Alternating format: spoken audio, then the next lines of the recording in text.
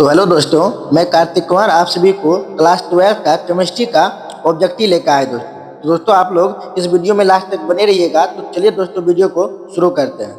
तो देखिए आज का पहला क्वेश्चन है, ठोस अवस्था में कणों की व्यवस्था कैसी होती है। तो दोस्तों ठोस में जो कणों की व्यवस्था होती है एक नियमित रूप से रहती है। कौन सी नियमित रूप से रहती है? तो क्या रहता है? अत्यधिक व्यवस्थित रूप रहता है। तो इसका आंसर आपको बी देखने को मिलेगा।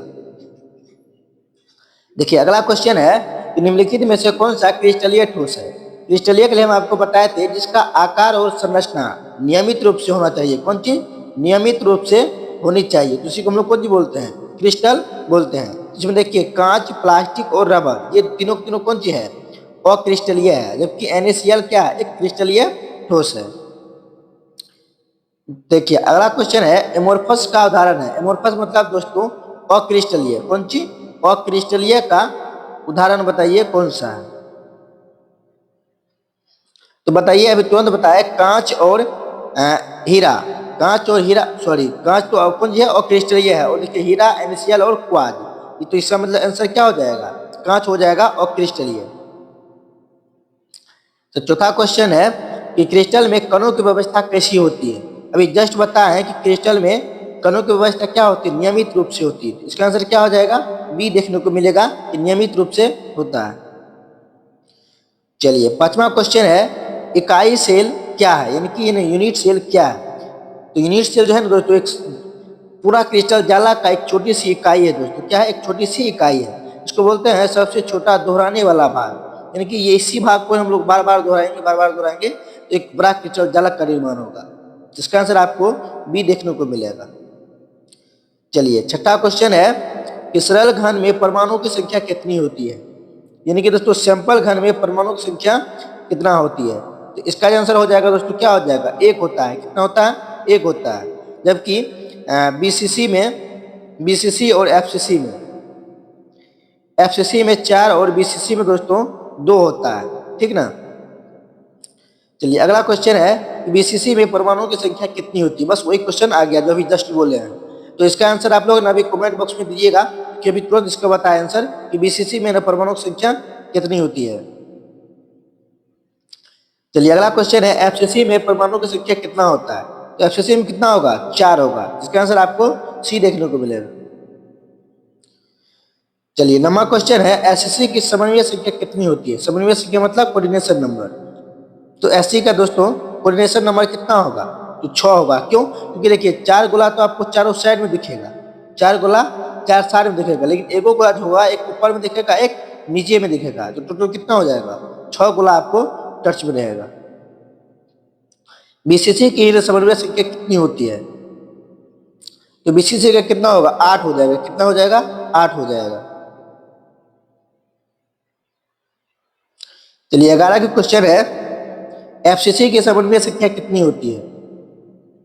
तो कितना हो जाएगा? 12। कितना हो जाएगा? 12। क्योंकि एफसीसी जब भी बनता है तो वो कितने में बनता है दोस्तों? 3D में बनता है। कौन सी में? 3D में बनता है। तो एफसीसी की पैकिंग दक्षता क्या है दोस्तों? दक्षता नहीं है, इसी को हम लोग कौन सी बोलते हैं? क्षमता बोलते हैं। इसी को हम लोग कौन सी बोलेंगे? क्षमता बोलेंगे। यानी तो इसको हम लोग क्षमता और दक्षता बोलते हैं। तो बताइए 12 का आंसर हो जाएगा, क्या हो जाएगा? 52%। कितना?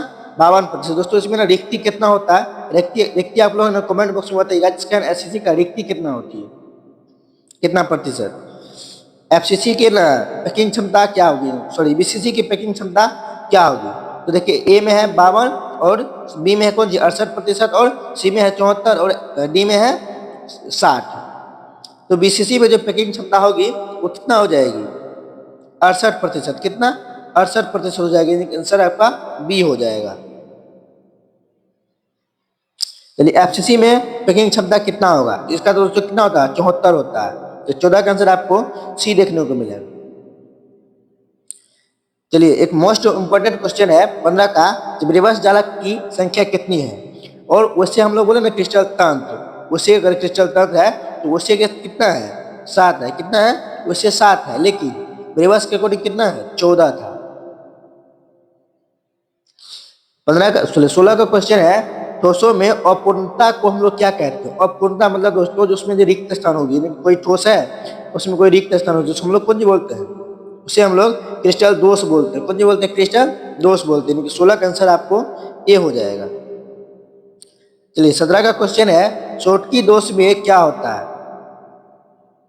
तो छोटकी दोष में ना दोस्तों धनायन और ऋणायन की संख्या ना दोनों समान रूप से अनुपस्थित रहता है। तो क्या हो जाएगा? दोनों इनमें से हो जाएगा। और फ्रेंकल दोष में क्या होता है बताइए? फ्रेंकल दोष में कोई एक ही भागता है, जबकि वो कौन भागता है? कि वो हमेशा है ना एक ही कर भागता है स्थानीय अपना रिक्त स्थान से, और हमेशा वो भागेगा तो माइनस वाला भागता है। हमेशा कितना भागता है? माइनस वाला भागता है। 18 का आंसर बी हो जाएगा।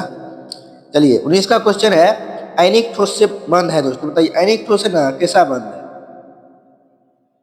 तो आयनिक ठोस का बंद अगर हम बोलेंगे तो आयनिक बंद उसके अंदर रहेगा। चलिए 20 का क्वेश्चन है, ठोस में बंद कैसा होता है? यानी कि ना धात्विक ठोस में बंद कैसा होता है? तो धात्विक बंधन होता है। आणविक ठोस में बल कैसा होता है? तो इसका आंसर क्या हो जाएगा? बहुत कमजोर होता है। कितना? बहुत कमजोर, क्योंकि यह कौन रहता है? साझेदारी रहता है। कौन रहता है? साझेदारी। और सबसे प्रबल रहता है आयनिक बंधन। क्या? आयनिक बंधन। क्रिस्टल तत्वों की संख्या कितनी है? इसका आप लोग आंसर हमने बता चुके हैं। आप लोग इसका आंसर कमेंट बॉक्स में दीजिएगा। षष्ठकोणीय में अक्षों की संख्या कितनी होती है? जो षष्ठकोण में जो दोस्तों अक्ष होती है वो कितना होती है? हमेशा 3 अक्ष से न घिरा रहता है। क्योंकि 23 का जो आंसर हो जाएगा, सॉरी 4 अक्ष से घिरा रहता है हमेशा। कितना अक्ष से? 4 अक्ष से घिरा रहता है। घनत्व का सूत्र क्या होता है? यानी कि डी बराबर क्या होता था? डी बराबर हम लोग क्या लिखे थे? जेड एम गुना ए क्यू गुना एन ए। तो इसका आंसर कहाँ दिख रहा है आपको? बी में दिख रहा है। 25 का क्वेश्चन है और आज का लास्ट क्वेश्चन है कि इंटरस्टियल साइड में परमाणु की संख्या होती है। तो दोस्तों 25 का आंसर आप लोग कमेंट बॉक्स में दीजिएगा। तो आशा करते हैं आप लोग को यह वीडियो अच्छा लगा होगा। तो दोस्तों वीडियो को लाइक कमेंट एंड शेयर जरूर कीजिएगा। अगर चैनल पर नए हैं तो चैनल को भी सब्सक्राइब जरूर कीजिएगा। तो मिलते हैं अगले वीडियो में, तब तक के लिए जय हिंद जय भारत।